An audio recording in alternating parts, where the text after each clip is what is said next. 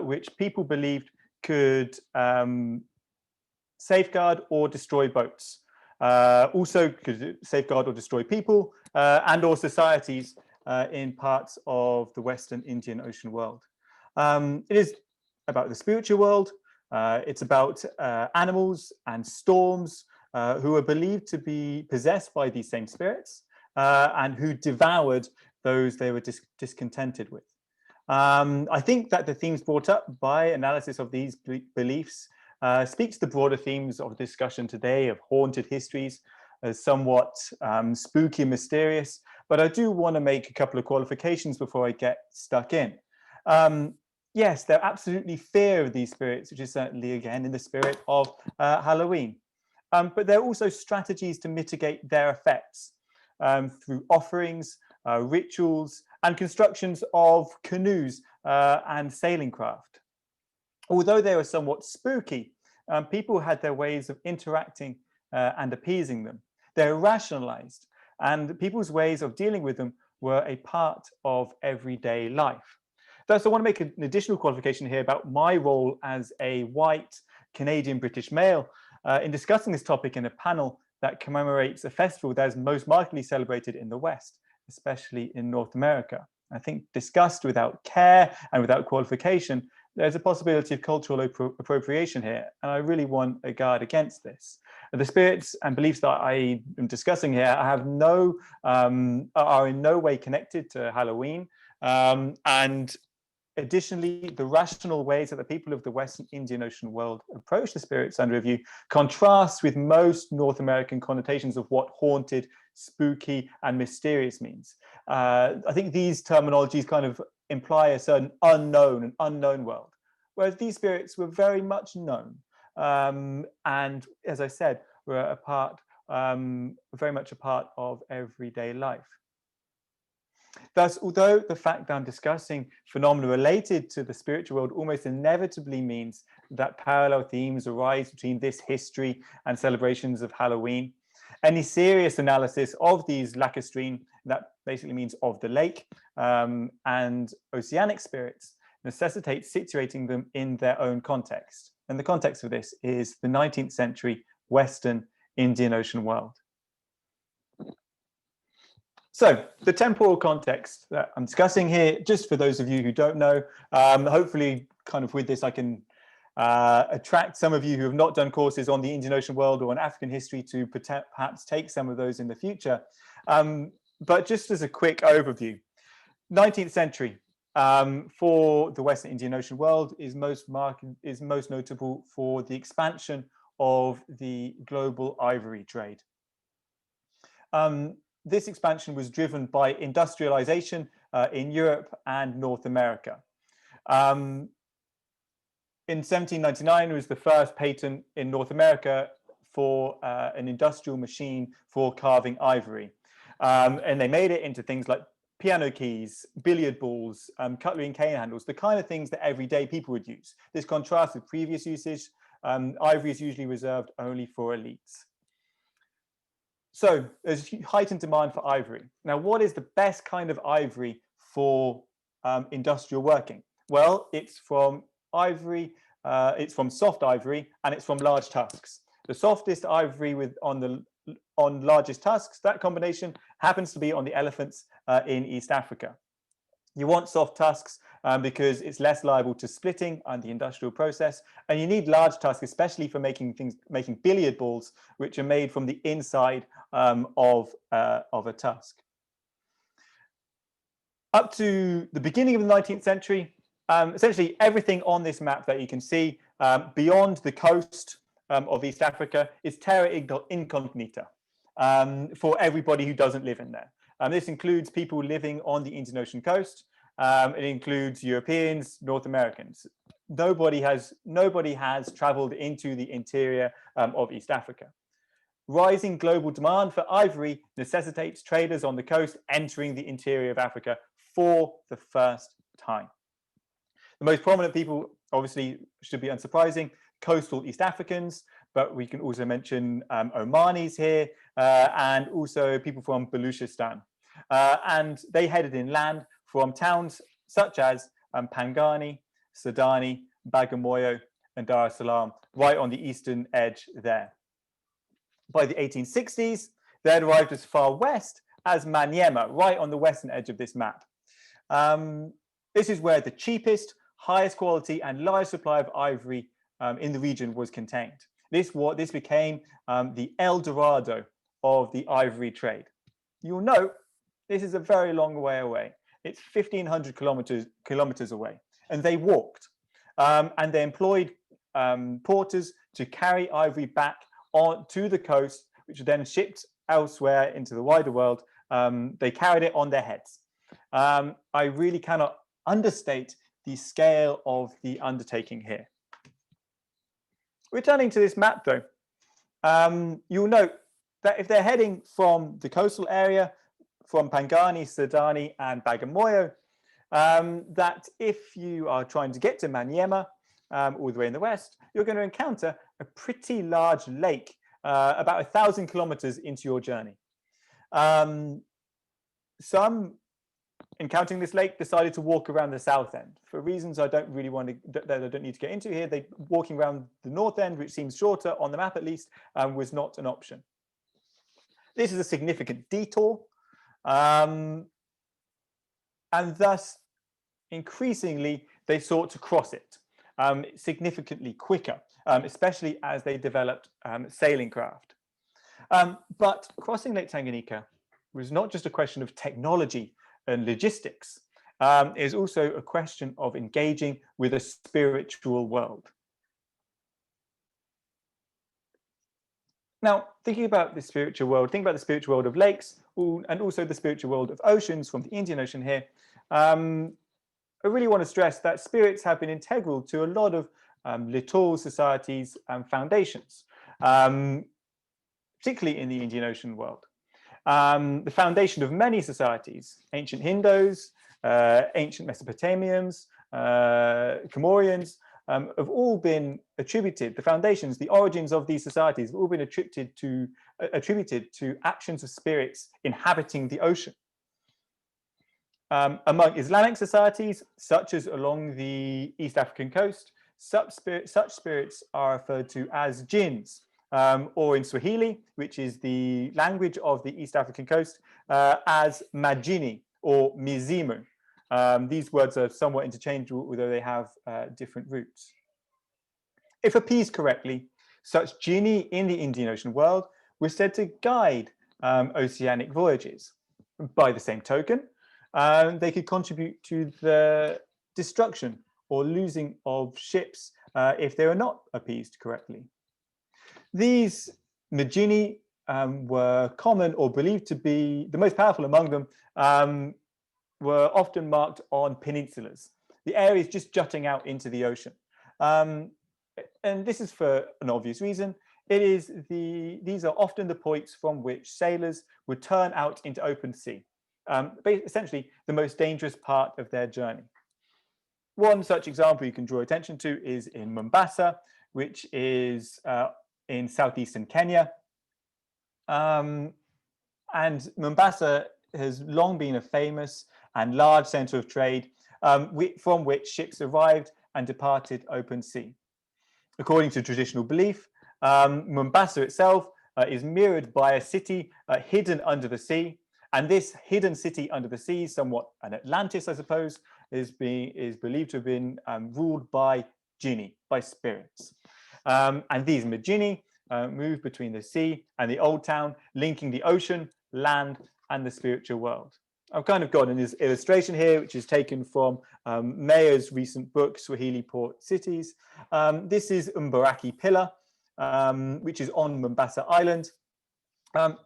The origins of this pillar are actually unknown, but in the mid-19th century, it was a shrine for communicating with spirit beings known as majini. And Muslims and non-Muslims alike, including Africans, Omanis, and others, flocked to consult famous religious specialists who communicated with jinni along the East African coast and islands during the 19th century, including at Mbaraki Pillar. Thus, as coastal traders, so coastal East Africans, Omanis, entered into East Africa for the first time in search of ivory, they had a kind of a belief system associated with belief in spirits in oceans that they took with them. And this is kind of what they had in mind when they encountered Lake Tanganyika. Now, Lake Tanganyika, as I said, 1,000 kilometers away, is a highly diverse region.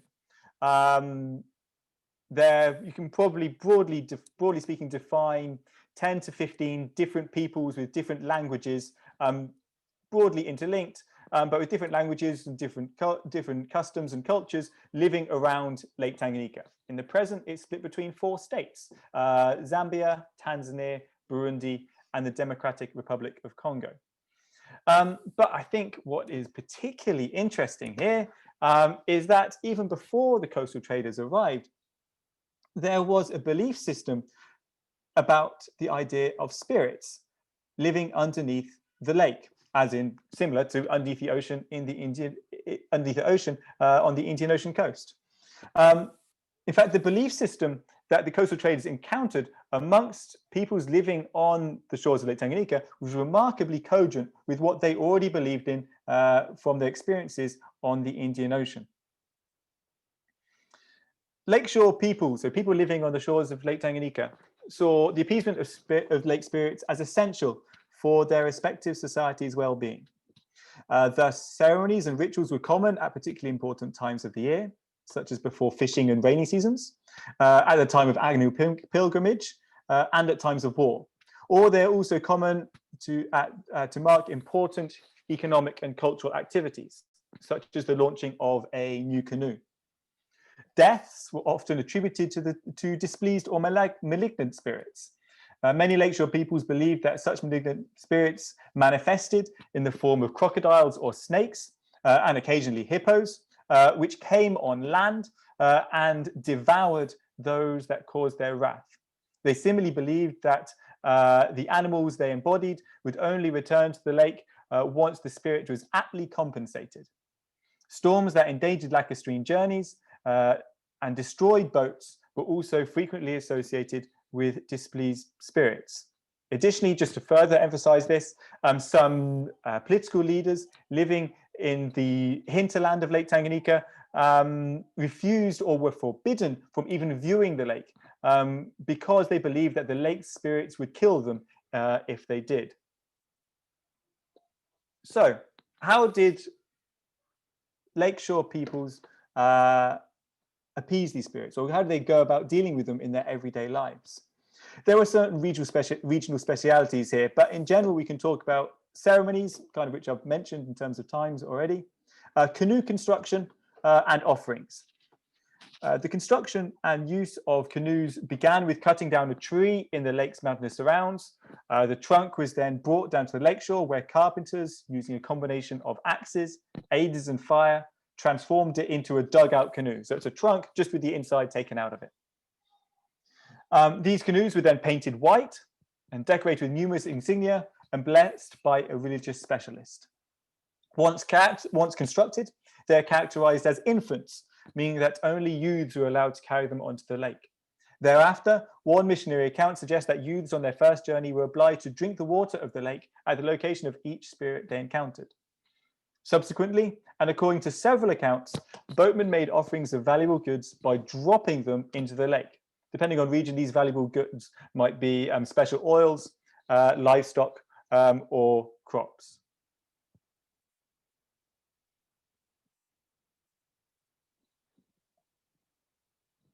How did the coastal traders react to this? So I've kind of hinted at there's some cogency between belief systems here from one of the coast and the one they encountered in around Lake Tanganyika. Well, they got involved, and they kind of similarly believed in similar fashions to appease these lacustrine spirits. But they also changed it.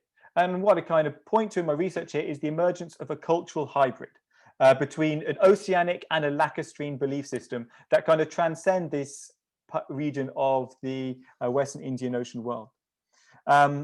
Essentially, coastal traders reimagined the lake as some kind of oceanic space.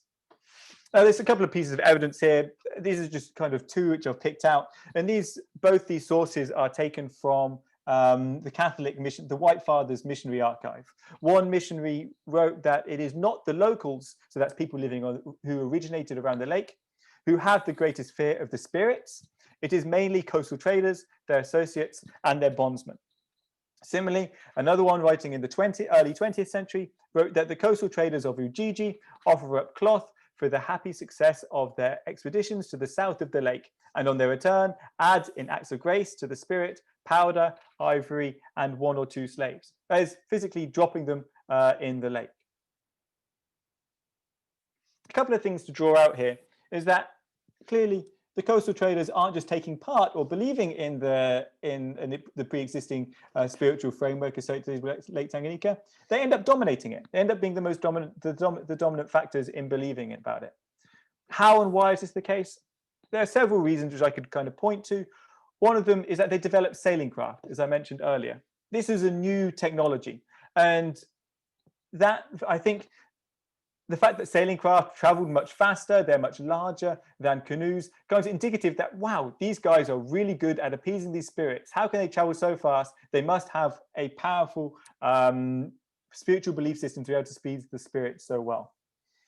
They also offered more expensive and prestigious goods, things that they brought from the coast in order to exchange for ivory, things like cloth, things like guns, things possibly like slaves. That is the only source I've got actually that refers to slaves being dropped in the lake. So this kind of marks a transition from just sacrificing or offering oils, livestock, and crops, which were kind of all of local make. Kind of point to an increasingly commercialized spiritual framework here or belief system. And also there's a change in language as well. The spirits in the lake increasingly get referred to as mizimu, which is a Swahili word, a word that populations living around Lake Tanganyika would have known already, but as an alternative to Majini. Essentially, there's an adaptation of the Swahili language to make it recognizable to lakeshore peoples, so everybody could kind of understand on mutual terms how to appease the spirits in the lake. The end result is that people living on Lake Tanganyika's shores increasingly engaged with the lake spirits that they'd already identified in ways that were cogent with the ways coastal traders and other people living around the Indian Ocean appeased Majini. The spooky history then is one about cultural interaction, the influence of different peoples on different peoples on each other's religious frameworks and how they believed in spirits living underwater, whether that be lakes or under oceans. For Lake Tanganyika, I kind of argue in my broader book, this is about Lake Tanganyika being incorporated culturally into a wider belief system whose core lay on the shores of the Indian Ocean world. In this sense, it is the western front, or one of the western frontiers of the Indian Ocean world. Thanks very much for listening, guys. Thank you so much, Dr. Gooding. That was a very interesting presentation. I think I can speak for all of us when I say I really enjoyed it. Does anybody have any questions for Dr. Gooding? We have time for a couple questions if anybody has. So the best way to do this might be to just drop it in the chat or drop your name in the chat and you can speak up. I will stop sharing so I can see the chat. Hold on. Perfect. We don't have any questions yet, so we'll just that's give fine. it another little bit in case anybody wants to hop on.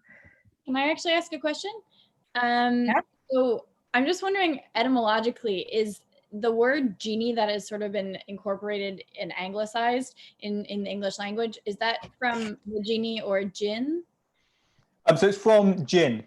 Okay. So this is something which I've kind of been doing. So jinn is the original. Majini is the Swahili version of it. So Swahili is, I forget percentage, but I think it's around 10%.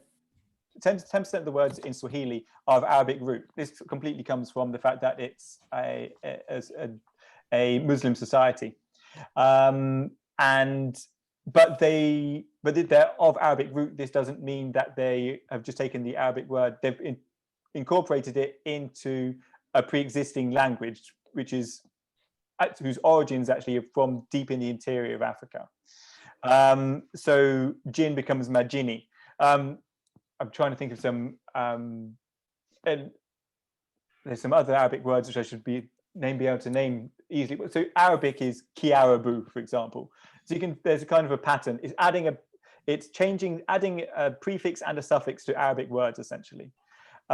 Saying genie as opposed to magini is a kind of a trend in East African history, by which, if I was to say the magini, it would essentially be saying the spirits, because ma as a prefix also translates as the, essentially. It's a the meaning plural. So kind of to avoid that kind of weird translation, we take the general trend has been to take away Swahili prefixes when you're using them writing English. This is it. Yeah, it gets a bit.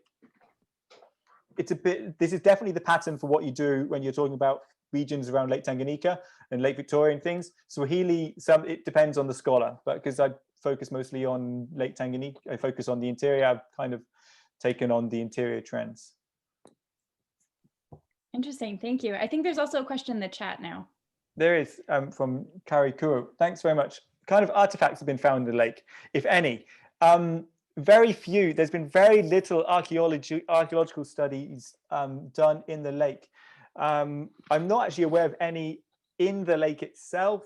There's been things like limnological research to work out different levels of the lake at different times, which has been really good for doing climate research.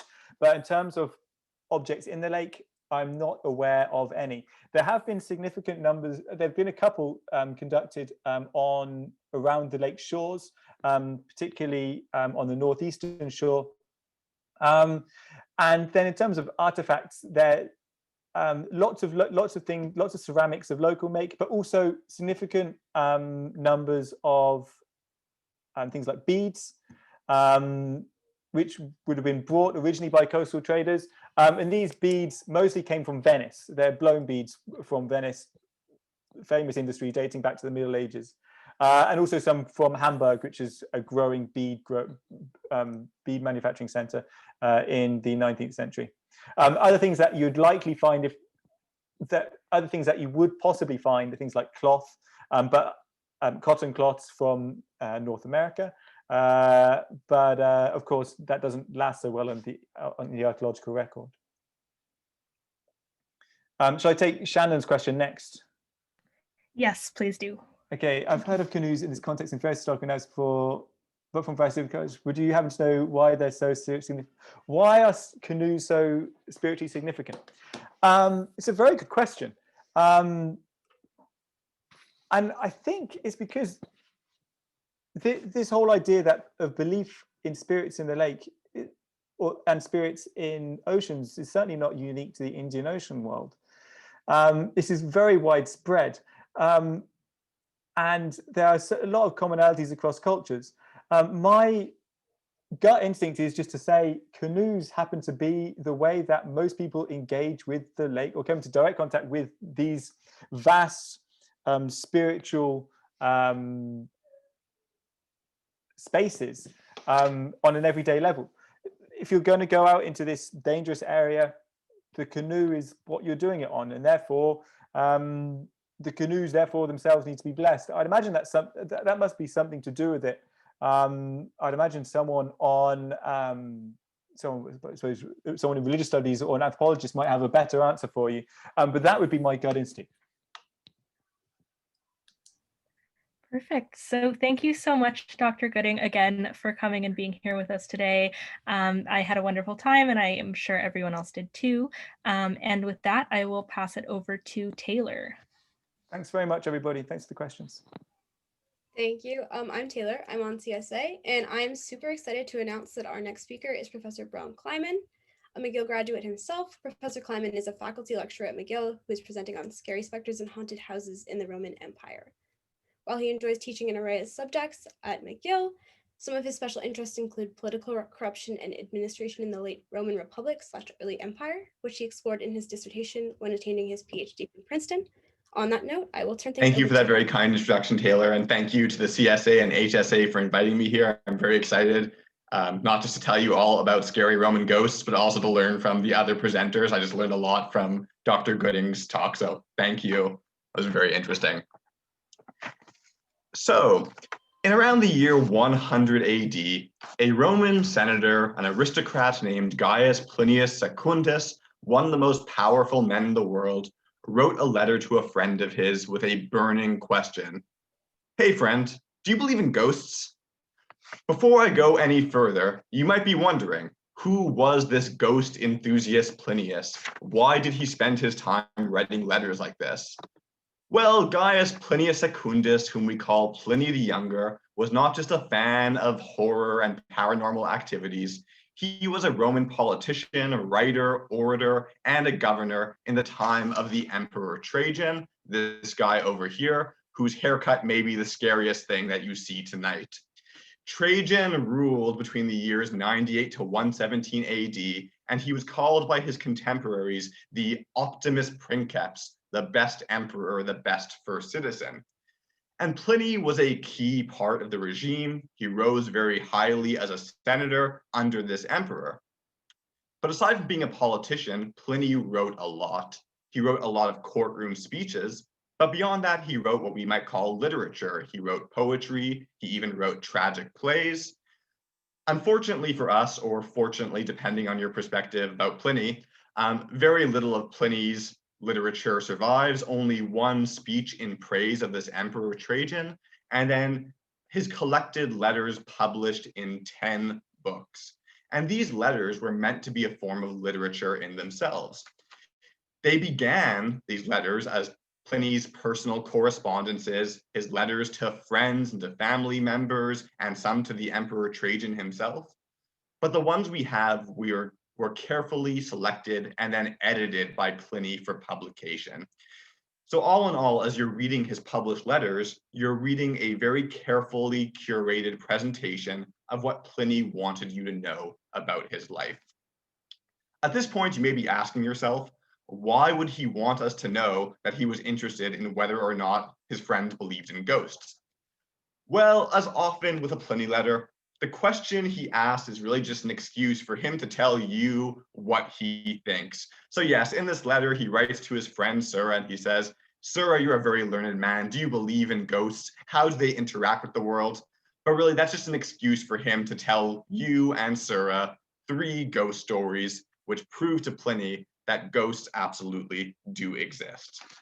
So for the rest of my lecture here today, I'm just going to retell you one of these stories, one of his 3 ghost stories, the one that Pliny calls the most terrible and wondrous of the 3 he presents.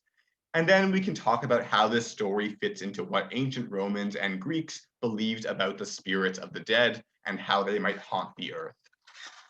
So here is how Pliny begins the story. At Athens, there was a sprawling, roomy house which is notorious and plague-ridden. In the silence of the night, the clink of metal was heard.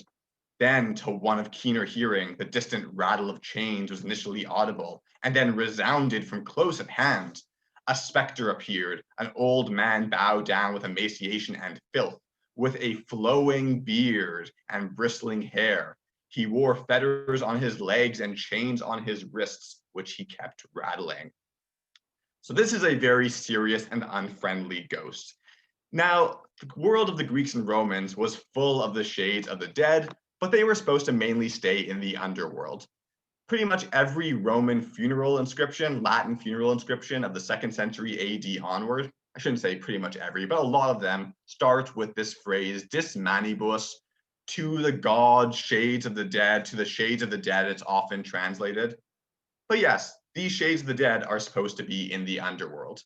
In this case, the shade of the dead is clearly not in the underworld. It is in a haunted mansion in Athens. And Pliny goes on to describe the effect of this ghost on whoever stayed in the house. They would be kept awake in terror all night. They would suffer illness and eventually death. And although the ghost would not come out during the day, residents were constantly terrified, unable to escape this vision of a spectral terror. Eventually, the house was abandoned and put up for sale at a cheap price. Probably the Athenian owners hoped that some rube would come in from out of town and buy it without knowing about the story. Well, who do you call, though, when you've got a haunted house if you want to get rid of the specter? You might think the answer would be a ghostbuster or a witcher, but that is not who the Athenians call on. They call on a philosopher. Unfortunately for them, they didn't have witchers or ghostbusters. Or rather, I should say, a philosopher came to Athens and wanted to investigate the house himself, and his name was Athenodorus. So we hear from Pliny, Athenodorus sat up for the night on a couch in front of the house with some writing tablets to keep himself busy. Suddenly, he heard the sound of the clanging of chains, and there before his eyes was the specter.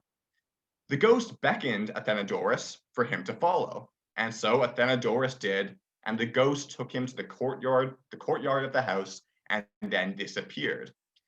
Athenodorus marked the spot the ghost had led him to, and in the morning, he told the local authorities to dig right at that spot.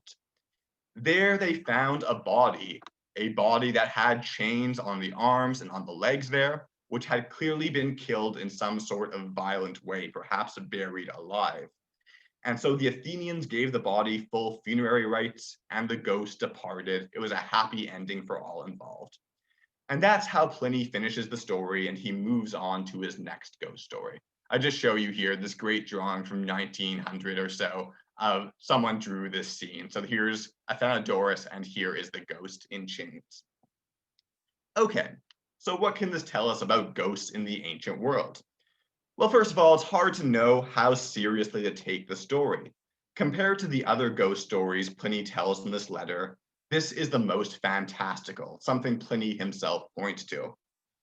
And although this philosopher Athenodorus was a real person, perhaps a Stoic philosopher of the 1st century BC who taught Rome's first emperor Augustus, the tale Pliny tells has many elements of a folk tale. And as we'll see in a bit, we're going to talk about a very, very similar story. And there were other similar haunted house stories like this floating around from the 4th century BC onward. The moral of this folk tale, of course, is about properly burying the dead. Why does this ghost haunt this house? Because the corpse of this man was buried without proper funeral rites. And this idea that especially people who have been killed in a violent way and then who aren't buried properly, they will then haunt the earth. This idea goes way, way back in Greco-Roman times, all the way, in fact, to Homer. Homer, for those of you who haven't done ancient literature before, is the name given to a man who maybe never existed, but someone who was supposed to have composed 2 epic poems in about the 8th to 7th century BC, the Iliad and the Odyssey. And these poems are about the Trojan War and its aftermath. And in these poems, the importance of proper burial is constantly emphasized. Very famously, there's a scene, I'm sure you've heard of Achilles. So his companion and lover Patroclus is killed, and Achilles goes mad with rage, and he refuses to bury Patroclus. And then at one point, while Achilles is sleeping, the ghost of Patroclus visits him and commands him, "Bury me quickly, let me pass the gates of Hades. They hold me off at a distance, all the souls, the shades of the burnt out, breathless dead." So if you want to pass fully into Hades, you need to be buried properly. And here is a very cool Etruscan tomb painting from the 4th century BC showing Achilles sacrificing Trojans to the ghost of Patroclus, which is something Achilles does next, because that's the kind of guy he is. And so you might be thinking, okay, this is just poetry. This is just a poetic device. Probably no one actually believed this stuff, but it wasn't just a poetic device. Historical wars were also said to have produced many ghosts. Battlefield sites, for example, could become homes for roving spirits. For example, one famous battlefield was the plain of Marathon, where the Athenians had defeated a Persian army in 490 BC in what we call the First Persian War. And one author named Pausanias, writing about a generation after Pliny in the mid-2nd century AD, says that if you visited the battlefield of Marathon at night, you would hear the sounds of horses neighing and men at war. and he advises you against going to the battlefield just to see the ghosts. If you do, they will come after you. But if you're just passing through, that's fine. They'll leave you alone. Now, why do these ghosts haunt Marathon? Pausanias blames the Athenians for this. He says, the Athenians claim they bury the Persians who died during this battle, but I can find no tomb for them. Therefore, they didn't bury the Persians, and so these Persians, killed by violence, unburied, continue to haunt the plains. Okay, you might be thinking, this is bad enough. Spirits of the dead haunting the waking world, unable to move on to the afterlife because of the traumas of their violent deaths and their lack of proper burial. And this is what the case of our friend in the Athenian haunted house suggests, that people believe this sort of thing would happen if someone was not buried properly. But there's a similar story to the one told by Pliny that reminds us that things can get even scarier. A Greek author named Lucian, writing about 50 years after Pliny, describes another haunted house story. It must be said, when Lucian is telling the story, he's a satirist, and he's probably telling it for the purpose of mocking beliefs like this. He doesn't tend to believe things like this. The story is very similar. I mean, yeah, so Lucian is no true believer. He doesn't believe the truth is out there like Pliny. He's a more skeptical frame of mind. The story this time is set in Corinth, not in Athens. And this time, the investigating philosopher is a man named Arignotus, a Pythagorean, not a Stoic philosopher. And Pythagoreans were a philosophical sect that believed, among other things, in reincarnation of souls. And they also believed that one should absolutely never eat beans, which were the legumes of death. And I love this manuscript drawing of Pythagoras saying, no beans, no. It's great. So like in the last story, there's an abandoned haunted house. And this philosopher, Arignotus, comes to town and he wants to go investigate. In this version, unlike the version about the Stoic Athenodorus in Athens, Arignotus comes well prepared to deal with the phantom. He brings his Egyptian books with him, which he says had prepared him to deal with such matters. And so this time when the ghost appears, things go a little differently. And this is how Arignotus describes it, because this text is a dialogue, so he's speaking in it. Standing over me, the ghost made attempts upon me, attacking me from all sides to see if he could get the best of me anywhere, and turning now into a dog, now into a bull or a lion. But I brought into play my most frightful imprecation, speaking the Egyptian language, pent him up in a certain corner of a dark room, and laid him down there. Then, having observed where he went down, I slept for the rest of the night. Okay, and then on the next day, it's a very similar ending to Pliny's story. He goes to the spot where he had cast down the ghost. He and his friends dig up a body there, and they give it proper burial. And the ghost, once again, is gone forever. But what I want us to notice in this version of the story is that he has control over the ghost using these Egyptian books. What's happening here? Well, both the Greeks and the Romans believed that the shades of the dead could be controlled by those with certain magical powers or skills. And certain peoples were said to especially have these magical powers or this expertise. The Persian Magi were one sect who were supposed to, but also the Egyptians, because so much of Egyptian religion is concerned with the proper burial and upkeep of the dead. So what grew up in this, starting in about the 2nd century BC, 3rd century B there, when the Macedonians had conquered Egypt, what we start to see is a whole industry of Greco-Egyptian magical papyri. And we especially find these in the Roman Empire, must be said, once Rome has conquered Egypt. And these papyri promise you certain spells that allow you not to just ward off ghosts, which is a noble profession. That's what Arignotus does. He is essentially a ghostbuster, but also to sick ghosts on other people, to use ghosts for nefarious purposes. Maybe you will curse someone you don't like in your village, or maybe the charioteer who races for the competing faction. You are on the blue team, or you like the blue team, and that charioteer races for the green team. Maybe you're being taken to court that week, and someone's going to speak against you, and you want to curse their tongue so they will not be able to speak well against you. Or maybe you might curse them in a different sense. You might use these ghosts to enchant someone to fall in love with you. Now I'm showing you here one of these magical papyri that we found. This one's from the 4th century AD, and it provides, I think, 14 different magical formulas for spell binding to bind, in this case, a god to do your bidding. But a lot of them, including one that I'm about to read from, and also from the 4th century AD, are about summoning the spirit of the dead, who you can then use to influence other people. So here is one exactly about that. How do you summon a ghost to do your bidding? Take a donkey skin, dry it in the shade, and draw on it the figure that will be revealed and the following text in a circle. Amasi nuthi apitremboch, popernecheri, taluthi serembrenti, el bil. I'm not going to keep speaking this because I don't want to, open up a portal to hell during this haunted history. So I'll just stop there.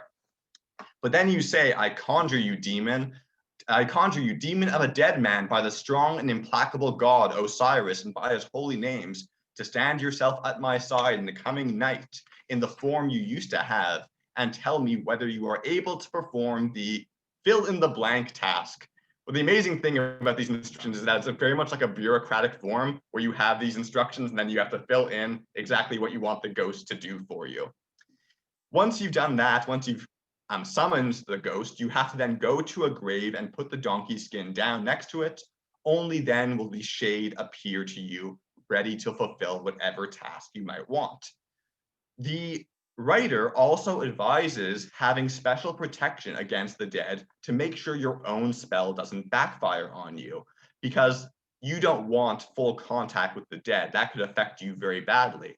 It might have looked something like this. This is an amulet related to the Egyptian god, maybe. We don't really know exactly who this spirit is. Could be a god called Abraxas. And so an amulet like this was meant to ward off the dead, but also curses from other people. So to wrap up then, the world of the Roman Empire was filled with the presence of the walking dead. They were there because people who had suffered violent deaths sometimes were not properly buried, and they were there because there were those who could manipulate the forces of the dead against the living. And I opened with this Pliny letter, not just because it's a really fun and fascinating story, but because it shows that belief in ghosts was something that even aristocrats and respected philosophers engaged in. Indeed, even the most powerful person in the Roman world, the emperor, could be subject to the haunting of ghosts. One definitely reliable author named Suetonius reports that the Emperor Nero, after killing his mother Agrippina, was driven mad, or maybe just slightly madder, by her ghost and had to hire Persian mages to drive her off. Now, many Greeks and Romans, like Lucian, undoubtedly thought these stories were silly, and maybe you do too. But if you are walking by an abandoned house at night and you start hearing the rattling of chains, something like this maybe, my advice to you is to bring out your protective amulet and make sure to have a philosopher on hand. Thanks for listening, everybody. Thank you very much. That was absolutely wonderful. We're a bit short on time, so if we could grab 2 or 3 questions, if you want to unmute or throw them in the chat. Can I ask a question? Yep. Sorry, thank you so much for your time. First of all, happy Halloween. I wanted to Halloween, Jima. show you Zane because I know you are scared of him. So it's a nice Halloween. Anyways, I have a question about how if like this ghost story have anything to do with like the hero cult that was very popular in classical Athens, because they were worshiping those tombs, and I was wondering if they were seeing it as a way of like calling to the spirit, or to like do something good for them, or like ward it off because those heroes are not necessarily very morally correct people. I wonder if there's any connection. I'm not sure about a connection between the haunted house story and that, but with the marathon story I told, there definitely seems to be a connection there, because Pausanias doesn't just talk about the spirits of the Persian dead, he also talks about the fact that some people around Marathon, people who live in the village there, do worship heroes from that battle whose shades, it said, can appear. So I do imagine that, yes, this kind of hero cult at Athens that can then transform into just worship of Athenian citizens who died does relate to their belief in these spirits. Thank you. No problem. I had a question. Sure, yes, go ahead, Olivia. First of all, thank you for your talk. It was really, really great. I don't think that that Trajan's haircut was the most terrifying thing we've seen today. I think your mosaic behind you may take that spot. Big shout out to that thing. I was wondering if there were any links for like Lucian's story with the magical papyri. I was wondering if there were any links to mysteries or specific deities being linked to these ghosts or ghost busting. So it's an interesting question. So I think there's a reason why. I mean, so Lucian doesn't mention the papyri specifically, but I think there is a reason why he chooses a Pythagorean to be the protagonist in his story, because Pythagorean philosophers were said to perhaps have some facility with being able to manipulate the dead, or perhaps magical powers along those veins. Where for Plinius' story, I think he chooses, or it fits very well that he chooses a Stoic philosopher, because a Stoic philosopher is supposed to face reality, face the nature of the universe. And so this philosopher is a bit more skeptical, but once confronted with the evidence of the ghost, is willing to deal with it. To your other question about mystery cults, there's definitely a big connection here. There are many mystery cults to gods like Dionysus and Orpheus, which had involved magical incantations and formula to make sure that your shade would be able to get into perhaps a better afterlife. And we found many of these called the Orphic tablets. And so, yeah, the line between magic and religion in the ancient world is always very blurred. Thanks, Olivia. Good questions. Thank you. There's one question in the chat. Oh, sure. Are there any ancient records of customer satisfaction for the Greco-Egyptian spirit summoning? Not that I know of. Maybe someone else has an example of this. You'd think out of all the papyri from Egypt, we would have found one. I mean, but we found many, many cursed tablets throughout the ancient world, including the one I can think of from Morgantina, 3 different cursed tablets for a single woman. And so maybe this is one person being very frustrated that their curse hadn't worked, so trying over and over again. Or maybe everyone in Morgantina just did not like this one woman. I'm also gonna grab a question from Neha,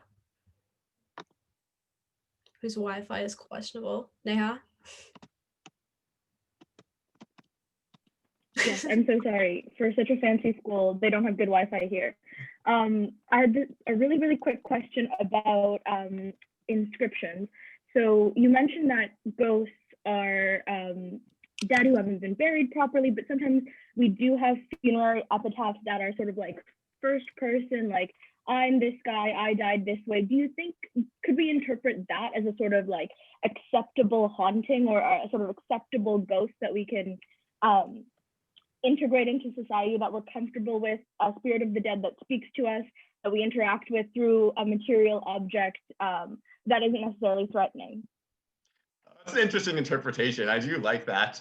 I mean, a lot of these first-person epitaphs, my favorite ones among them tend to be the ones that are very cynical about the idea of an afterlife, like the famous one, I existed, I do not exist, I don't care. The idea being I'm dead, so it doesn't matter to me anymore. Or the one saying, when I'm dead, when I was alive, I drank, now I'm dead, I can't drink, you all drink while you were alive. Yeah, to be honest, I really like that interpretation, but I'm not sure if I'd be able to kind of elaborate it anymore, but something I would definitely be interested in looking into. Thank you, Neha. Mary, I'm just gonna ask you to wait till the end because I have to hand it back to Kennedy right now. So sorry. Thank you so much again for that wonderful talk. I'm sorry to cut off the question period, but just because we still have 2 more speakers to go, I wanted to move ahead with things a little bit. We're going to aim to wrap up around 7:30. It'll probably go a little bit over that, but please do stick around because I think we have some great topics coming up. So with that, I'll introduce Professor Tone. So Professor Tone holds a joint appointment with the Departments of History and Social Studies of Medicine. Her research interests explore 20th century American medical history, particularly the histories of gender, sexuality, psychiatry, pharmacology, and epistemology. She's currently completing a monograph on the CIA and Cold War psychiatry, as well as researching the history of female sexuality, the medicalization of beauty, and women's encounters with pregnancy, pharmacology, and pathology from the 1950s to the present. So we're so excited to have her here today, and I will pass it off to her now. Okay, wonderful. So first of all, thank you very much for this invitation. This is my first Haunted Histories experience, and I see it, even without saying more than what I've already said, as an upgrade from my childhood experience. Growing up in British Columbia, my parents wanted to make sure that my brother and I understood the importance of global starvation and global suffering. So we were not allowed to collect candy for several years. We could only collect money from UNICEF. So here in 2020, anything that's associated with Halloween that doesn't involve just remembering the depth and breadth of global starvation is definitely a plus. So I am going to start with a pretty focused history that begins in the summer of 1952, when a middle-aged doctor by the name of Walter Freeman decides to get packing for a very long road trip that he has planned, which has as its first destination West Virginia. Now, because he knows he's going to be away for several weeks, he packs accordingly, making sure that he doesn't leave his home without his trusted ice pick and hammer, which is one of the 3 photos you'll be able to refer to in this talk. So today, when I pack for a summer road trip, I would not think to pack either a hammer or an ice pick, which I have never seen close up. But Walter Freeman, his road trip that summer wasn't a vacation. It was definitely work. And for the kind of work that he planned to do, his ice pick and hammer were essential medical tools. So Freeman was on a mission to provide immediate and desperately needed help to some of the country's poorest states, starting with West Virginia, by liberating them of the burdens of poverty and illness by severing the brains of the mentally ill. The more diseased brains one could sever, the better. And yes, the only special surgical tools he said he needed were what you were seeing on the screen, that trusted hammer and that very imposing ice pick. So Freeman claimed that he had pioneered a cheap, fast, simple procedure that would empty out all of the state-run psychiatric hospitals, liberate patients, reunite them with their families, and save taxpayers thousands of dollars that it was costing them to run these facilities. Now, Freeman's ideas were really welcome news to many, because in 1952, in the United States, publicly funded psychiatric hospitals in West Virginia, but in other parts of the country too, were chronically underfunded, understaffed, and overcrowded with patients who, because at that time there were no therapies that could cure them, or therapies that could properly contain all of their worst symptoms. And as such, they had no hope of being discharged from the asylums they were incarcerated in. Now, this kind of cloud of hopelessness and therapeutic nihilism hung over the heads of all institutionalized patients at this time in the United States. But the experiences of poor patients who couldn't afford to stay in nicer private hospitals was particularly grim. In many public asylums, malnourishment, bed sharing, insufficient clothing, bed sheets, lice, limited access to bathrooms and bathing were the norm. So when Freeman began proselytizing about a cheap, fast, easy brain surgery that would help patients, patient families, hospital staff, doctors, taxpayers, people listened. Needless to say, there were a lot of skeptics. Freeman was a neurologist. He was not a surgeon, never mind a brain surgeon. Plus, most surgeries at this time in history were performed in hospitals where a patient could expect to be surrounded by a team of experts using very precise surgical tools, other equipment, and a range of medications, including anesthesia, which, as many of you may know, had been around by this time for over a century. So what Freeman was proposing was clearly something quite different from the surgeries that most people envisioned. However, when Walter Freeman promised that he wouldn't just talk the talk, he would actually come to hospitals, show people how his technique worked using their own patients, and teach hospital staff how they could perform this nifty procedure too, hospital doctors opened their doors, and that included 5 state hospitals in West Virginia. So for about 2 weeks, in what journalists at the time called Operation Ice Pick, Freeman crisscrossed the state, driving from one state hospital to the next. And at each facility, and Fionn, if you are still helping me technologically, this would be the moment, thank you, to advance. Thank you, Fionn. So when Freeman arrived to these public hospitals, and if you're looking at the screen, Freeman is the individual, the bottom left, dressed in white. So when he arrived, what would happen is that hospital staff would line up patients, and one by one, they would be strapped to an operating table, a table where, by the way, Freeman was waiting with his trusted hammer and ice pick. And after being strapped to the table, each patient would be jolted with electricity until they became unconscious. Freeman would then insert the ice pick, and he bragged, it's an odd thing to brag about, but he bragged that the first ice pick he used for this procedure came from his own kitchen. But he would insert the ice pick, or later on a long metal rod, into the patient's eye socket, and then using the hammer, he would gently tap it into the patient's brain, which is depicted on the right side of the screen.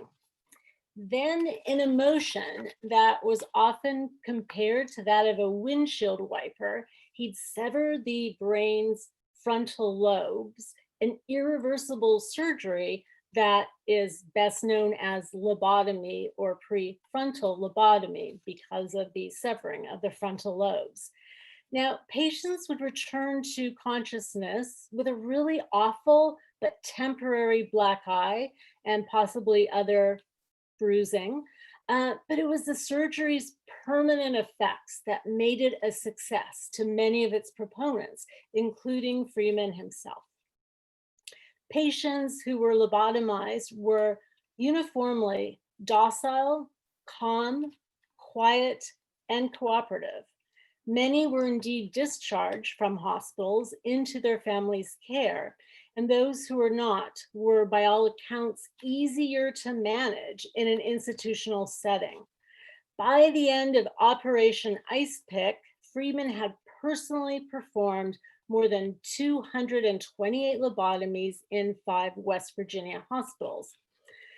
This high number was possible because what Freeman had done was to streamline brain surgery into an under 5-minute procedure that didn't necessitate the expertise, the expense, or the presence of a surgeon or anesthesiologist.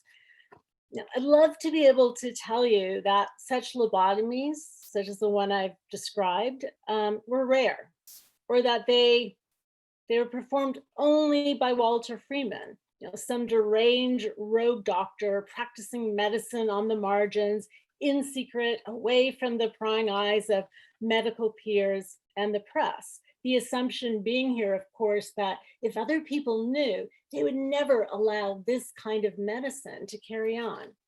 But for me, one of the scariest parts of this already haunting history is that neither claim is true.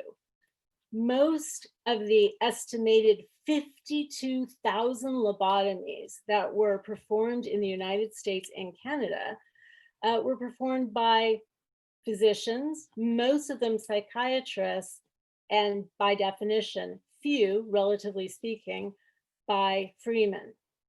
Patients were disproportionately poor, but they included the wealthy and elite. John F. Kennedy's older sister, Rosemary Kennedy, who was apparently prone to violent mood swings, received a lobotomy in 1941. And the family, who was not short of money, asked who is the best doctor to perform this kind of brain surgery. And they picked Walter Freeman, who ended up, so Rosemary Kennedy ended up being Freeman's 61st patient. So lobotomies were not a secret, and nor were they roundly condemned as bad medicine. In fact, in 1949, the putative founder of psychosurgery, a Portuguese doctor named Moniz, won the Nobel Prize in medicine for coming up with psychosurgery. In a bizarre twist that's just so bizarre, I can't afford to omit it in my talk here.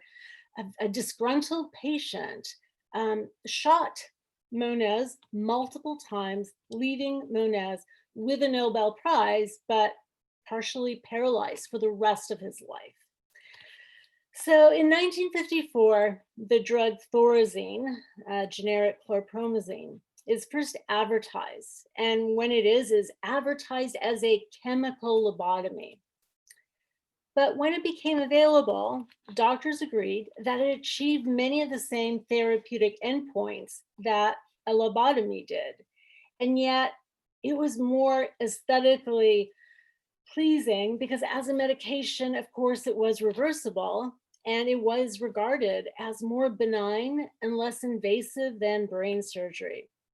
By the late 1950s, one could say that the history of the lobotomy era was ending as psychiatric medications, including chlorpromazine, but a growing number of others as well, became the gold standard for how people in Canada and the United States treated the mentally ill.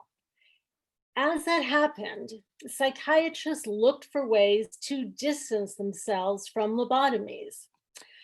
Many blamed Freeman, the surgery's most public proponent, pointing out that Friedman was not a psychiatrist, which is an odd tack to take because it's as if to suggest that had Friedman been properly trained as a psychiatrist in their discipline, such kind of a crude or barbaric therapy would never have happened because a psychiatrist would not do that, when in fact, most of the lobotomies were performed by psychiatrists. However, the history of medicine includes a pantheon of doctors who are revered in one era, only to be reviled in the next. When bad things happen in medicine, it's really comforting to insist that one person, one bad apple is to blame and no one else is. By finger pointing, psychiatrists as well as scholars absolve everyone else from any kind of responsibility in whatever happened in medicine that was particularly bad. The problem thus is that person, it's not us. The community is not responsible, nor individuals within it. Alas, you cannot surgically excise someone, maybe not the best choice of words, you cannot surgically excise someone from the historical context in which their ideas and practices were accepted, popularized, and even valorized by, in the case of Freeman, hundreds of thousands of people at a time when psychiatric hospitals were chronically understaffed, overcrowded, when being committed to an asylum often meant decades of custodial care without hope for a cure, when taxpayers were complaining about the expense of supporting these hospitals, the staff, and what seemed to be worthless therapies, lobotomies, a surgery sanctioned by the Nobel Prize, worked. So I intentionally, I'm keeping this brief, but the larger point I want to make here is that the history of lobotomy is disturbing in its own right, but also how psychiatrists and others have chosen to tell its history is probably the scariest part of it all. And to loop it all the way around to the present and to try to make an analogy with the phenomenon that is Donald Trump, I think historians 30 years from now look back and say, how did Trump become Trump? But I think the more important question here, and the one I'm trying to raise, is why did millions of people vote for him? We can't really understand the history of Trump as it's being written by separating him from all of the followers who believe in different parts of his philosophy. So I will leave it at that so I can take time for questions. Thank you so much, Professor Tone, for that quite disturbing but very interesting talk. I really appreciate it. Does anybody have any questions for Professor Tone? We have a few minutes before. Oh, Adeline? Yes, thank you for a wonderful talk. I was wondering, is there any long-term follow-up or research done on the patient who received this kind of lobotomy? Like, are any of them alive now, or like any report or long-term follow-up on that?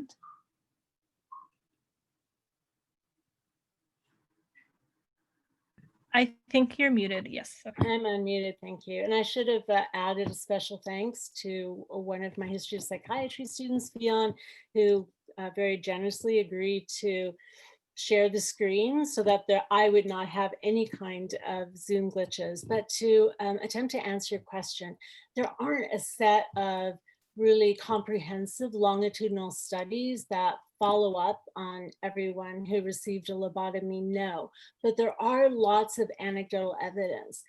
Even after lobotomies fell out of favor in the late 1950s, Freeman and some others continued to try to champion this therapy's importance. So Freeman himself would follow up with different patients he lobotomized, almost as a way of trying to make sure that he had done the right thing now that the conversation about its efficacy and about its ethics had changed. And yes, there are still people alive who were lobotomized in the 1940s or in the 1950s.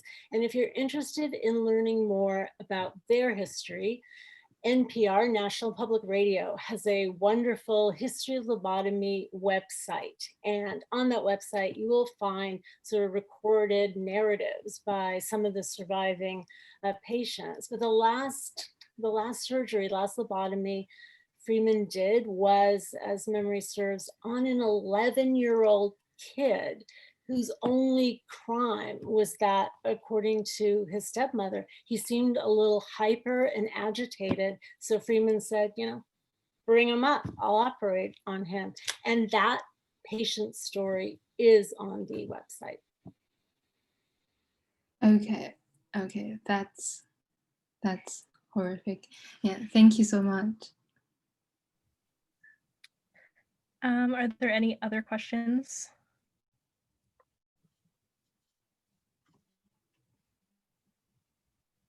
Sorry, I don't have a question. I just want to say apologies. I've got to go. I've got a minor child-related crisis. They essentially both need to go to bed, and I need to go and facilitate that. Thank you again, everybody, and thank you very much for the speakers as well. I'm sorry to miss the last one. Thank you so much for coming. Appreciate it. Bye. I think there was a question in the chat, and then Ariel, it looks like you have a question as well. Okay, and then we'll probably move on after that. So Dalton, do you want to, okay, so did Freeman see any consequences legally speaking? Not that I'm aware of. but I think it'd be very interesting to see if there were any medical malpractice lawsuits filed against him. Like Freeman, to the end, seemed to remain largely proud of what he considered these achievements. And he kept fan letters from patients' families and from some of the patients he operated on. And there is an archive that contains all of these letters and postcards that his former patients sent, thanking him for being there to celebrate holidays with family, etc. And when people criticized Freeman, he would say, how many of you have ever received thank you cards like this? And he would like show them. But I'm not aware of the medical malpractice. And I think that would be a really interesting thing to follow up on. Thank you, Dalton and Professor Tone. And then Ariel. Yeah, I was just kind of wondering if, kind of like looking at the pictures and Freeman performing the lobotomy, I was wondering if that could speak, that kind of lack of surgical finesse and lack of kind of safety regulations and that you see present, like lack of masks, lack of gloves, those kind of measures, if that could really speak to the kind of legitimacy of psychiatry and the legitimacy of practices in a medical standpoint, if that, like the attitudes towards that, and that's the point. Sorry, do you mean that you think that there perhaps should have been a conversation about the lack of precautions that were being taken when these psychosurgeries were being performed? Yeah, I was just more wondering, like, because this lack in this conversation that clearly didn't happen in like a greater medical community perspective, like, is this kind of making it illegitimate even while it's still going on and kind of heralded during psychiatry?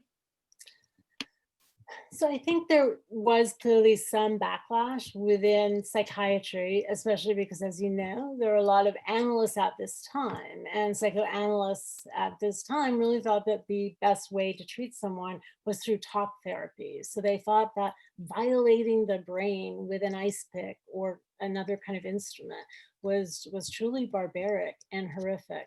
And one thing that Freeman did to sort of counter that criticism, in addition to constantly calling out all these letters and postcards that he received, he would also make sure that the press and photographers were with him all the time so that they could photograph all that he did.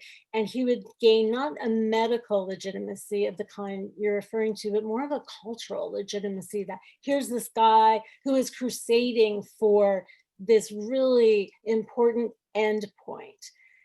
But in terms of like what had to be done to achieve that endpoint, it is very disturbing, especially from our perspective.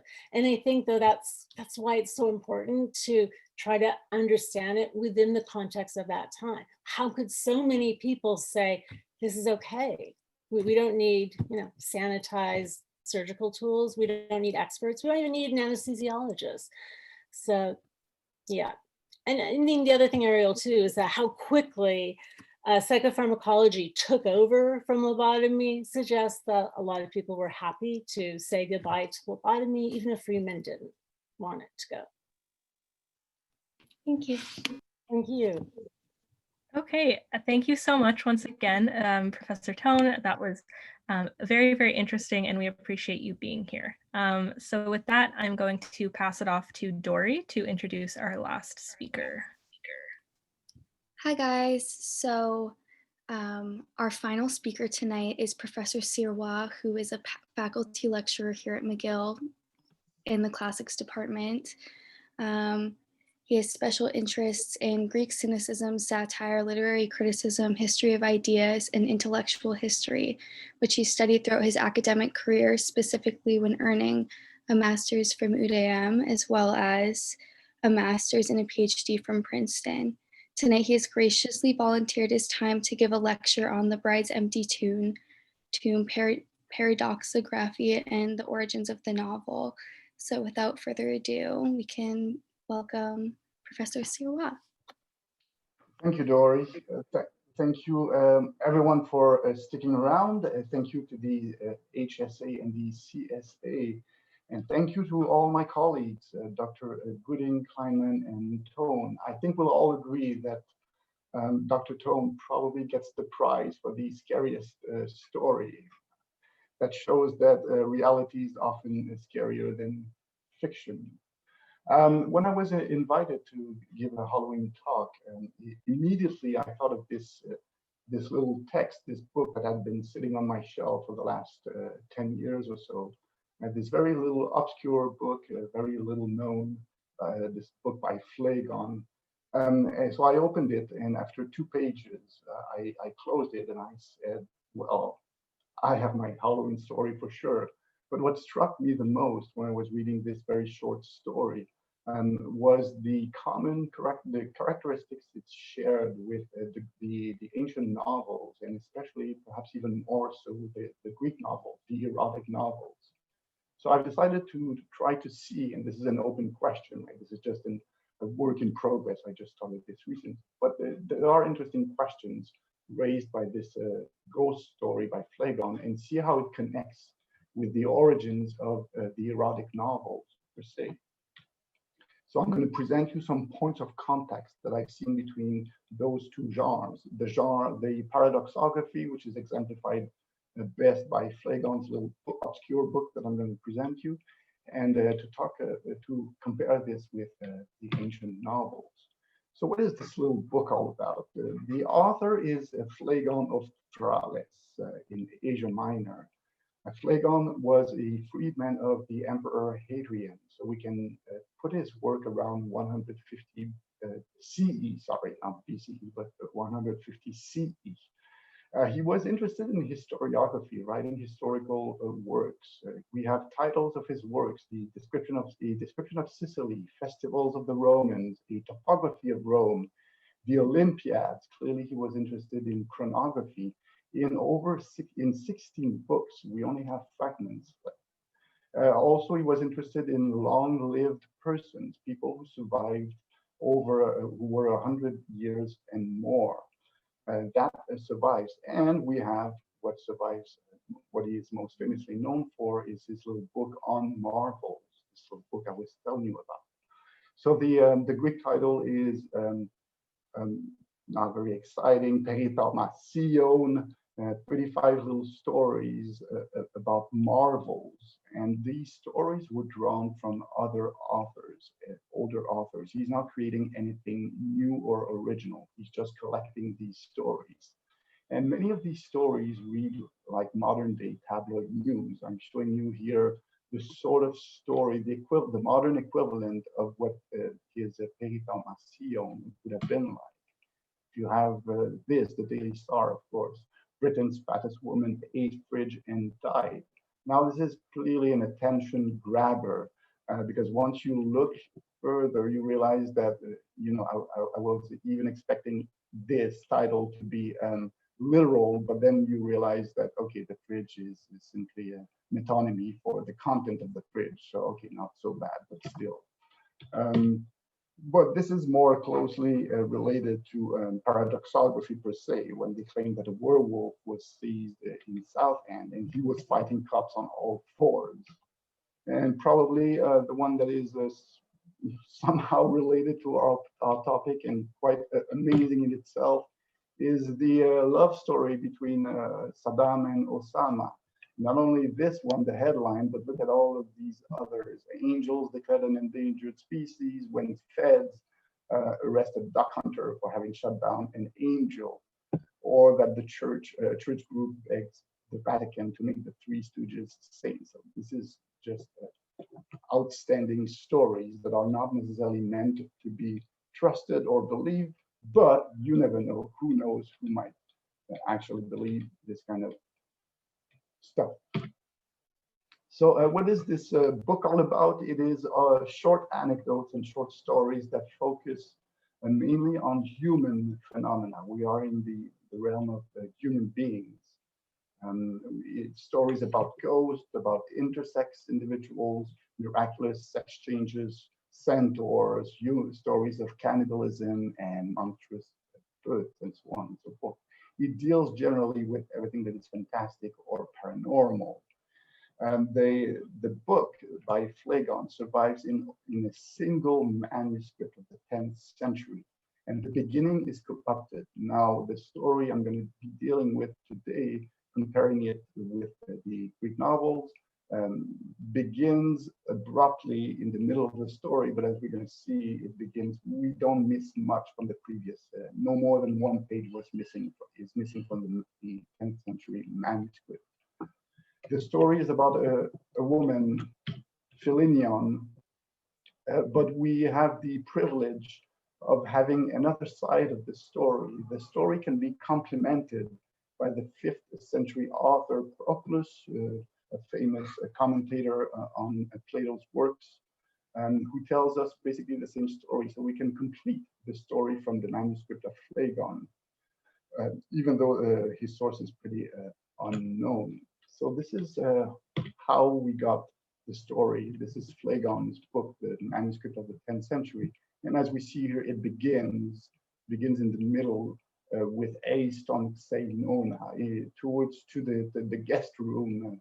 She proceeds to the door, and under the light of the lamp, and you can see the event unfolding. So sorry, there's going to be a lot of reading involved in this active lecture. You're going to be doing some homework. So this is at a glance the story. Let's go quickly over this. It is set in Amphipolis. This we know from Proclus. A couple marry their daughter Philinion to a certain Craterus. Philinion dies shortly after and is buried in the family tomb. 6 months later, from Pella in Macedonia, Machates is a guest at their house, and the first night he gets the visit from a girl named Philinion. There's lovemaking involved, and they exchange tokens. She gives him a golden ring, and he gives her an iron ring and a gilded wine cup. The next night, the nurse that we know from Proclus, and that's where our manuscript begins, that we learn from Proclus. The nurse spies on the guests and informs the mother of what she has witnessed in the guest room. The following night, the parents interrupt the visit of the girl, and they discover that the girl is actually their daughter who had been dead. Philinion accuses her parent of meddling in her own affairs and suddenly drops dead again on the bed. So now begins the second mourning for their daughter, Philinion. The governor hears about this story, so the next day there's an assembly in the theater to discuss the matter. They decide to open the tomb to see what's going on, and they do find the bones of Philinion's ancestors, but there's no sign of the corpse of the bride herself. Only they find the iron ring and the wine cup given by Machates, the guest. They go back, they all rush back to the house, and they find Philinion's body stretched out on the floor. There's another assembly to discuss the matter where an augur advises everyone to bury the girl's body outside the city's boundary and to propitiate some gods.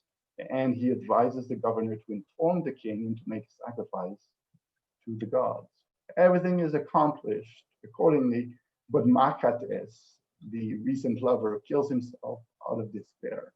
Now, to me, of course, anyone who has read the ancient novels should see some resonances with those erotic novels.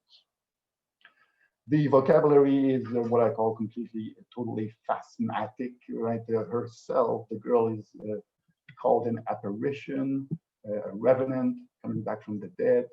The scene is characterized as being astonishing, unbelievable, strange, and unexpected. The word is paradoxon, paradoxography, we're almost there.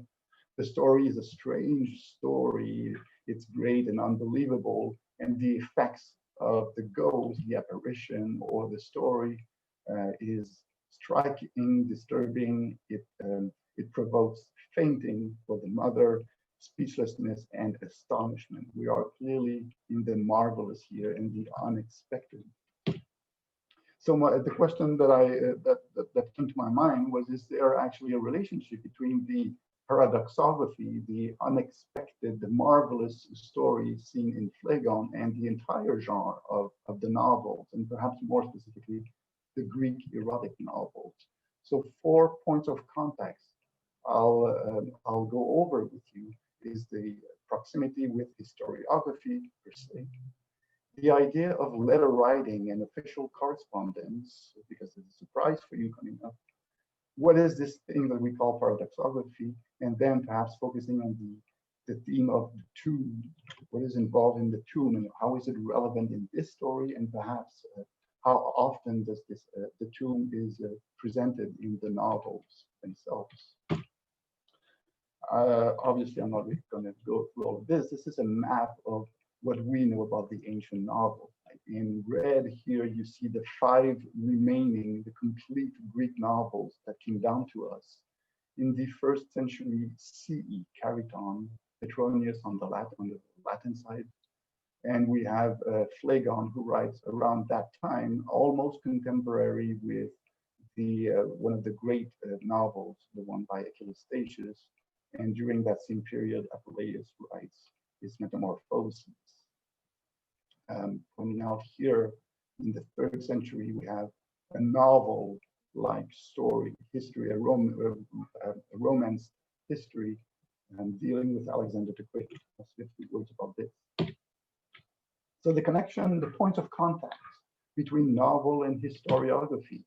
What is this? What are these novels? What do they share? What do they have in common? Especially again, the erotic novels. Like here, those red ones, the 5 main ones.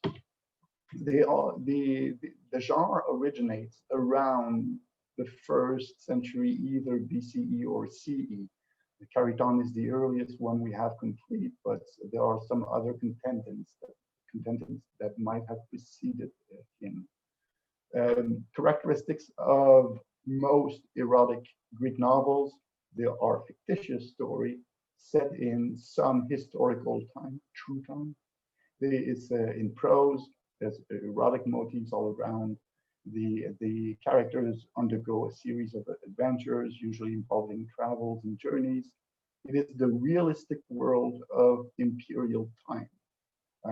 But again, it is often set in a distant past. What we find in there is everyday life during that period. All the characters have, especially on the Greek side, have idealized characteristics. They are ideal figures, especially the young boy and the young girl are ideal figures of beauty. Or the Latin side rather went or seems to show more comic, realistic features, especially the Satyricon and Apuleius, of course. And involved in the plots are often tokens of recognition in order to recognize these characters as usually coming from having an aristocratic background or so on and so on. Typical episodes of these novels involve, obviously, the main characters, a young couple who fall in love usually at first sight, from aristocratic families. They are extraordinarily beautiful. They undergo a series of adventures, dangers, often pirates. They undergo trials. They are usually separated at some point and they need to be reunited by the end of the novel, where they end up having a wonderful, happy, blessed life. And they live happily ever after. And oftentimes within the story, in the plot, we have digressions. We have characters opening up storytelling time, and there are a lot of the digressions, either that tell us about some myths or even strange stories, bizarre stories.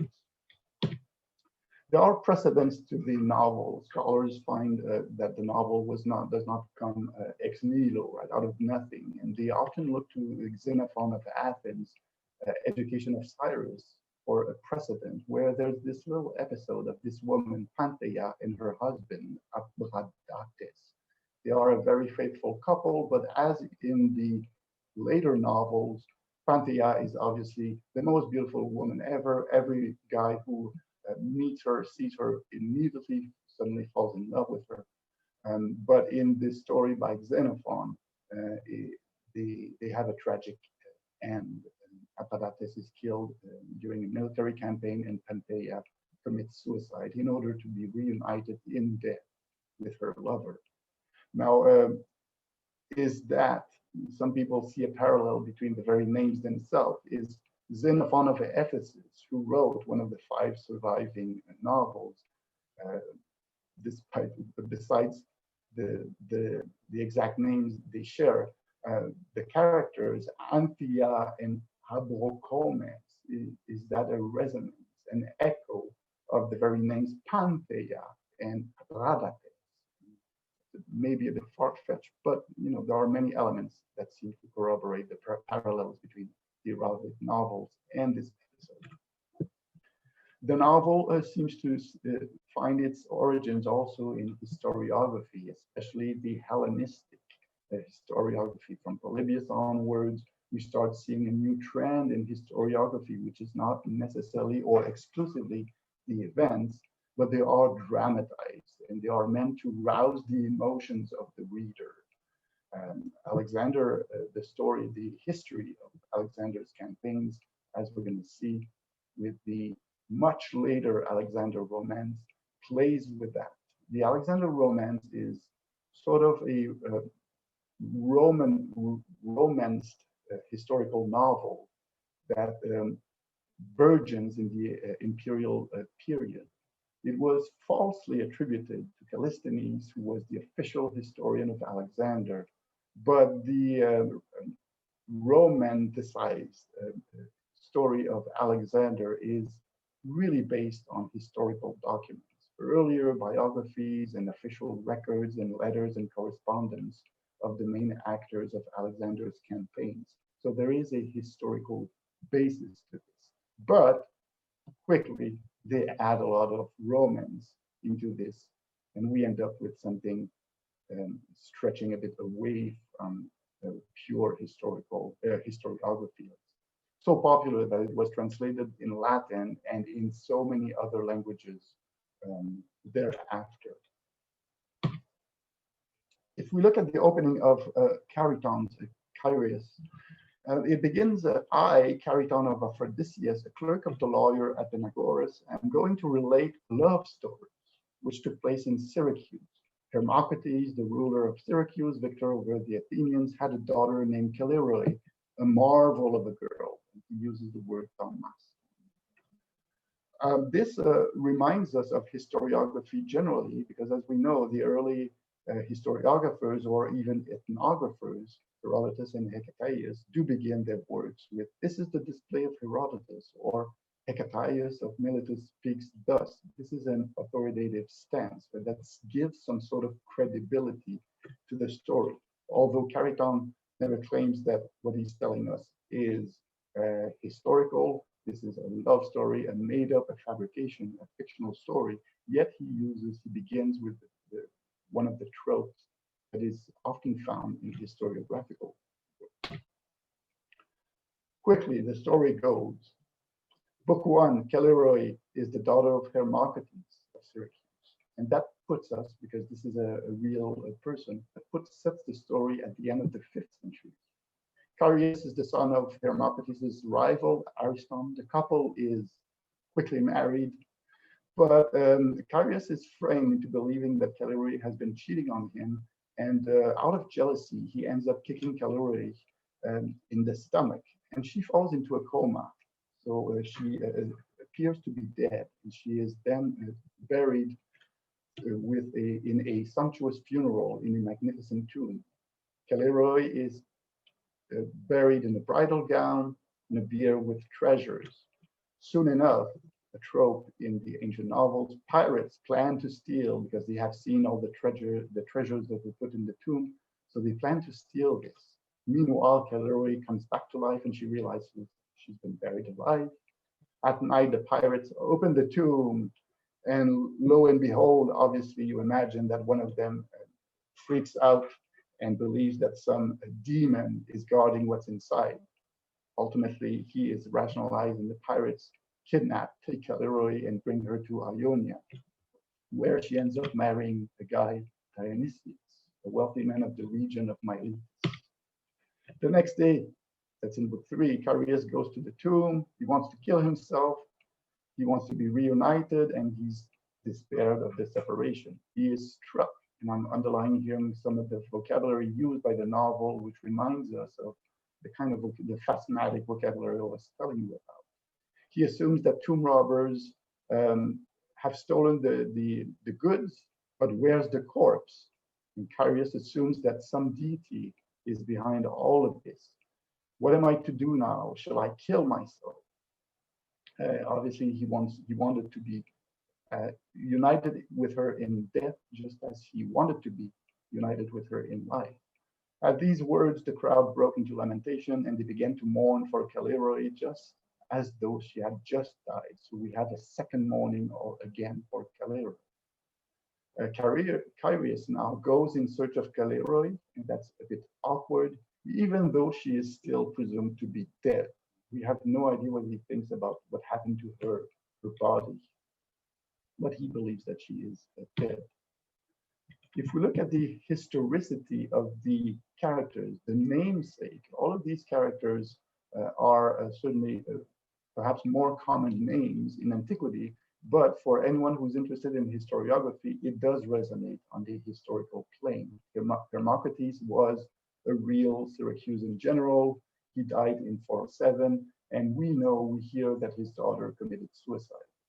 Ariston is known from historical texts, and Dionysius may remind us of the tyrant of Syracuse, although he is not, right? This is a rich man in Miletus, but we know that Dionysius of Syracuse, tyrant of Syracuse, we hear from other sources that he married the daughter of Hermocrates, who is unnamed though in the text.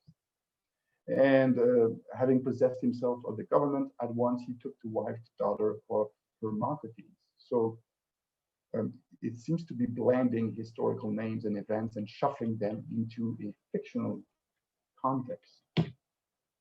Other events, and if you look at the dates, you see that Chariton is blending various events associated with either Syracuse or even Artaxerxes, who makes an appearance in the novel. Obviously refers to a real person, even his wife is there. But otherwise, if you try to account everything historically, it doesn't work. And it's not the purpose of the novel to be historical, but it just blends numerous historical names. Now, what is this thing about official correspondence? It is because there's a surprise at the end of Phlegon's account. This is the end of his story. Machates, the guest to whom the ghost had come, he killed himself out of despair.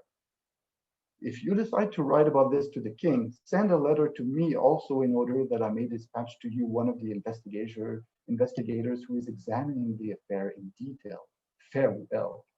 By the end of the story, we realize that this is a reported story in a letter with the typical ending of the letter, farewell. So this is embedded within an official correspondence. So Phlegon's story blends history with folktale motifs, and Professor Kleinman's talk was interesting for that, right? This idea of folktale that we find in rather somehow historical accounts. But this is to set a credible fiction. That the author of the letter has been an eyewitness gives credibility to the story itself. When we hear about the author of this story, because Phlegon is simply a collector of ghost stories, the supposed author of the original letter, if you wish, Protus tells us that the events were described in a number of letters sent by Hipparchus and by Aridaeus to King Philip. So the story of Philinion and her ghost is definitely set in Macedonia, not only because of Amphipolis, but again, as with Chariton's characters, all the names presented in the short story of the ghost remind us of historical figures associated fairly close to Philip and even Alexander the Great himself. This technique is borrowed by many of the authors of the Greek novels. They use the technique of letter writing to advance sometimes their plots. We have the story, we have some letters in Chariton that use this as some sort of technique, right? And it does give some sort of credibility, even though we are in a fictional world. This idea of writing official letters makes it more somehow feel real. Going back to the beginning of Chariton's novel, he begins like this, by naming himself as the author. I am going to relate a story. And the novel ends with Kaleroy speaking, "Oh, I beg you, never again part me from Kyrios, but grant us a happy life and death together." So ends the story I've composed about Kaleroy, even though, again, it doesn't aim to be seen as an official letter. Cariton uses the epistolary tropes. How you begin a letter, "Hi, this is me," and you end the letter by saying, "Well, farewell, this is it." Bear with me, maybe 5 minutes. What is paradoxography? It is a modern word. It was not used by ancient authors. Generally speaking, it means writing about marvels, everything that is rare, bizarre, or weird phenomena, from the Greek word paradox, strange or bizarre. It is, we can say, a subgenre, which again was not recognized by the ancients, but now we can group many texts that fall under this label of paradoxography. It's interested in content to give you the story, not in style, of course. The purpose is clearly to entertain. If we think of the tabloids, also they are meant to entertain. There's no scientific basis to this. We do find the origins in ethnographical stories. The Odyssey may be a good precedent. And also in Hellenistic time, there was a taste for all sorts of compilations and collections. That was especially big in Aristotle's school, the peripatetic school, and especially in Alexandria. Alexander's campaigns certainly provided a second wave of interest because Alexander went so far away. His empire was so vast that, of course, there were a lot of great stories coming from all the way back to all the way as far as India. Callimachus is usually, our great and famous Callimachus is usually given as the founder of this genre, actually, because he wrote a work, a collection of wonders, and he was organizing his work geographically from places to place. Strictly speaking, this is what's left of strict paradoxography, and we see that Phlegon is one of the 7 remaining works. But Varro and Cicero even were also interested in marvels. They each wrote a book on De Mirandis, great things. And Pliny the Elder's natural history clearly blends paradoxographical elements, weird stories, topics that include strange animals, plants, stones, whatever. We have a novel, Antonius, whose novel is based entirely on marvels beyond Thule, a semi-imaginary place in the northern atmosphere. And Lucian's True History, a complete made-up fabrication of lies on purpose, deals with everything bizarre and marvelous. In the novels, we do find descriptions of amazing animals, some of them real, the hippopotamus, and even the phoenix, the legendary animal. Stories, apparitions of gods in the novels may be seen as part of paradoxography.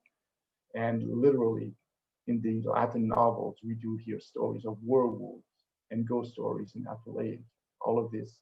So there seems to be a great connection between paradoxography, the intrusion of paradoxography into the novel. Now, my last question is, what is this idea of the tomb, the resurrected bride, the girl coming back from the dead? Is there a connection? Well, we do see that in the erotic novels, the characters is always made up of a beautiful young couple, and oftentimes the girl goes through a phase where she is presumed dead, and the cave or a tomb is often involved in this. They are erotic novels, so sexuality is always underlying this. It's always part of their learning. Either they consummate the wedding, as Kaleroy and Cariton do early on in the novel, but most of the time the other ancient novels show that sexuality happens afterwards, after their reunion, even though some of the characters may be taught sexuality by other characters. The marriage is consummated usually later on or after the end of the novel. So this idea of connecting tombs, false deaths, and sexuality is clearly in the novels. Now Phlegon, to go back to the story of Philinion the ghost, and Praterus, her earlier lover before she died, we don't even know if she had consummated her wedding. So was she still a virgin when she was buried? But she does have sexual intercourse with Makates for 3 nights, or two nights and a half, if you wish. It seems to be. It seems that they were interrupted on the third. False deaths in the novel, yes, there are instances. And perhaps this is the greatest example in Xenophon of Ephesus. Anthea, the character, she's about to get married, but she doesn't want to. So she gets a drug from a doctor to commit suicide. And she's entombed alive. But guess what? Of course, she's not dead. She is then saved and kidnapped by robbers, where she will be taken to Alexandria and sold as a slave. It's like a second birth. And in book 1 of the latest novel we have, Heliodorus, the girl is hidden in a cave to protect her from an impending attack by enemies. And a suitor wants to kill Chariclea because he's jealous and he doesn't want her. If nobody will have her, he wants to kill her. But instead, he kills another woman in the dark. Theagenes, her lover, Chariclea's lover, later finds Chariclea. He assumes her to be the woman killed in the cave, but later on finds out that she's still alive. She's found back in the cave. So is there a relationship between everything that is marvelous and strange in Phlegon, especially the story of the ghost of Philinion, and the entire genre of the novel? Both of them seem to be involved in love stories or erotic motifs in Phlegon, but also, on the other hand, paradoxality in the novels. Erotic motifs in the novels of marriage and sexuality, the marvelous and the supernaturals in both Phlegon and the novels, and the tombs and caves as manifestations of death, whether the death is real, as in the case of Phlegon, or false or apparent in the case of the novel. So all of this is wrapped up in yet another headline by Weekly World News. Bigfoot kept lumberjack as a love slave. We have all 3 elements here that connect the monstrous, that connects love, and presumably, I assume that Bigfoot lives in some sort of cave. Dubious as it may seem, I was trying to come up with a more modern expression of these themes, and well, maybe that's a bit dubious. The bride in her tomb, in Pulp Fiction, she's known as the bride, and she literally comes back from the dead, or symbolically, rather. And perhaps this is probably the best example. We have love, sex, and the marvelous all tangled up in erotic motifs and also in supernatural history. Thank you so much. All right, thank you so much. Any questions for Professor Sirois?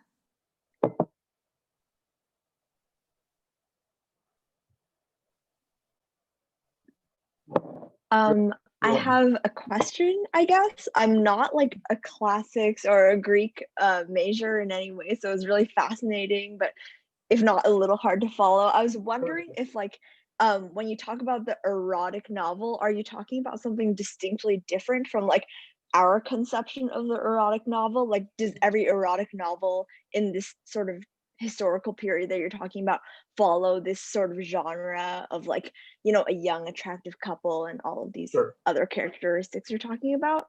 They all do share to some extent the same characteristics, but the word erotic is used in the, I want to say, the ancient sense of the word. Right? There's nothing that explicit. There's nothing explicit, but they are all under the aegis of the umbrella of Eros, the god of love. So usually it's fairly tame love stories, but it involves it's literally the story of Romeo and Juliet all over again. Boy meets girl, girl meets boy, they fall in love and they want to be together. Now there are always obstacles to there. So it's erotic in that they are love stories, not eroticizing. I understand. Thank you. Sure. I have a question. Hi, Yeah. Professor. Hi. This was really interesting. I have a lot of thoughts, but I found it interesting. I guess my question revolves around, I guess, like how maybe paradoxography, as you already mentioned, is this modern concept that we are applying to these kinds of themes and motifs and whatnot. But I'm struck by how obviously overlapping clearly so many of these stories and kind of literary devices are, talking about like this idea of like you know, the idea of observation and testimony in like in terms of authority, and you see that in kind of history and historiography, as you're mentioning, and it's kind of crossover with mythology and mythology writing. And I guess my question is, was there a concept of this as any sort of, not even distinctive genre necessarily, but as a literary trope, or kind of a like something to be employed, especially maybe like later on with Roman writers, as you had mentioned, kind of in passing, Cicero, etc., writing about this, and like how did they employ paradoxical kind of motifs, and if like did they do it consciously? You're talking about the novels specifically. Yeah. Good. Well, that is a good question, and I'm just raising points of contact here, so I haven't made up a full thesis about this. Yeah. Really, I'm interested in what connects love stories and sex. Yeah. And the marvelous and scary stories. I think both of these are pleasing to the current audience of the empire. Clearly, there's a taste for that, for the sex and gore, if you wish, right? That we do find in many horror stories. One thing I wanted to bring up was Scream, right? The series Scream, which is all about what is the first rule of horror movies: don't sleep with anyone. Sexuality and virginity or something is usually linked with scary parts. It seems that in the early empire, there was a taste for both erotic stories and the marvelous, and they seem to have just crammed their stories to be diverse and to show various emotions, to arouse erotic feelings, but at some point also to arouse curiosity and make you freak out a bit and probably have goosebumps. The novel in itself, is so multi-layered. It touches upon every possible genre. That's the thing, it's so rich. And I think it's trying to please everyone. Everyone can find something in the novel. And you should all read those quick novels. They're amazing. So I'm not sure I answered your question, but no, it's interesting. Even the sex and horror combination. Like there's a hot woman in every horror movie. Yeah, exactly. Things like that. Interesting. So I'm basically reversing. Instead of having sex in a horror movie, I think the novelists are doing erotic novels, and they're trying to bring in scary or goosebumpy stories. Yeah, that's cool. Thank you. Sure, thank you. Good to see you. All right, I think we have to wrap things up, but thank you for those great questions. And I will pass this on to Dalton or Taryn, whoever wants to take over and wrap things up. Thank you. Thank you all for coming. I'm mindful of the time. I just want to do 2 quick shameless plugs. One on the topic of novels. Our Secret History book club is this Friday at 7. We're on chapter 3, so there's still time to catch up if you haven't been there. Second shameless plug on the subject of things that are weird and magical and might harness spirits. Our Volare theme is Pharmacon, which is anything to do with drugs and magic. And that's our creative journal. And the submission due date for that is November 23rd. So if you have any witchy creative energy, please send that our way. And thank you all for coming. Thank you all on behalf of the HSA. Also, stay posted for more events featuring more professors. We're going to be having research panels, all sorts of events throughout. And yeah, thank you to Professor Sirois and Dr. Kleiman, and also in absentia to Dr. Gooding and Professor Tone. Thank you everyone for sticking around, and have a happy Halloween on behalf of the HSA and CSA.